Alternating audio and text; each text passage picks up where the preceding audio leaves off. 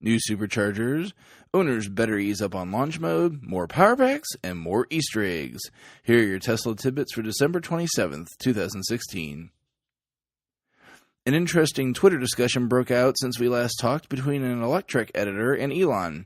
Fred Lambert, also known as Fred Tesla on Reddit, and whose Twitter handle is @FrederickLambert, lobbed an innocent enough question at Elon regarding solar and superchargers, asking, quote, "Any update on plan to install solar arrays at supercharger stations?"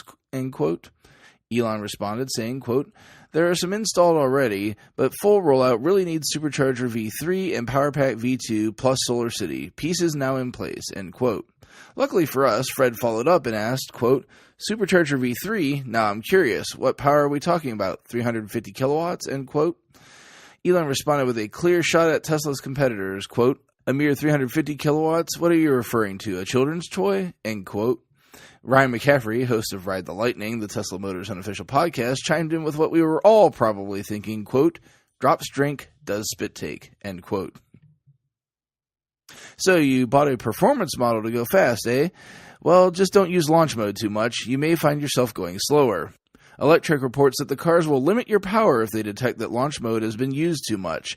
A Tesla Motors Club forum member claimed to be affected by this issue, saying, quote, "Unfortunately, I'm here to say this is true. My car was limited just after the 8.0 update, and at first I was convinced it was related to that.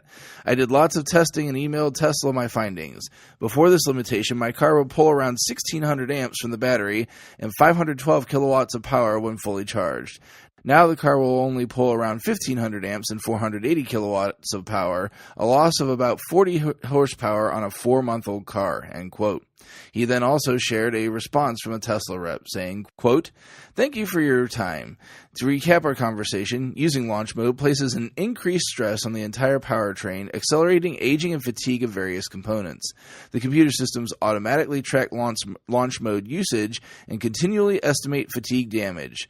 Depending on how launch mode is used, the computer may eventually limit the available power during launch mode to protect the powertrain. Note that this is common strategy also employed in other high-performance cars.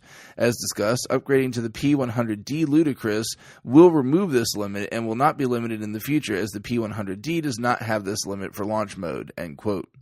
Electrek themselves also reached out, receiving this answer, quote, "Like other automakers, our performance vehicles continually monitor the condition of various components and may employ limiting strategies to reduce fatigue on the powertrain," end quote.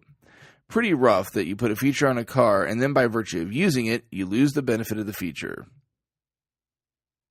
The energy subdivision in Tesla has been killing it lately. Electrek reports that Tesla Powerpacks have been installed in yet another microgrid project. The latest score is a resort in the Fiji Islands, the Vunabaka Resort.